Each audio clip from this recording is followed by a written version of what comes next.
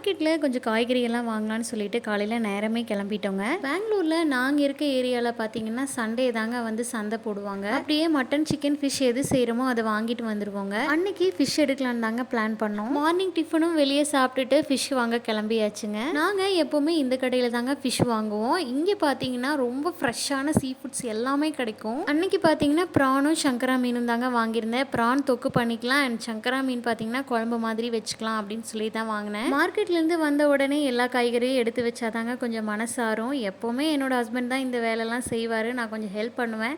இன்னைக்கு லியாஷ் குட்டியாக அவர் மேய்ச்சிக்கிட்டு இருந்தார், அதனால அவரோட வேலை நான் செஞ்சுட்டு இருந்தேன். எல்லாத்தையும் எடுத்து வச்சுட்டு கையோட லஞ்ச் ப்ரிப்பரேஷனும் ஸ்டார்ட் பண்ணிட்டேங்க. நான் கன்சீவாக இருந்தப்போ இருந்தே இந்த ப்ரான் சாப்பிடணும்னு ரொம்ப ஆசைப்பட்டிருந்தேங்க. இன்னைக்கு தான் அது நிறைவேறி இருக்கு. ப்ரான் தொக்கு இறக்கி வைக்கும்போது கொத்தமல்லி தலையும் கொஞ்சம் கருவேப்பிலையும் போட்டு இறக்குனா சூப்பராக இருக்குங்க. கையோட மீன் குழம்புமே வச்சு முடிச்சுட்டேன். என்னோட வீடியோஸ் உங்களுக்கு பிடிச்சிருந்தா லைக் கமெண்ட் சப்ஸ்கிரைப் பண்ணிடுங்க. நன்றி.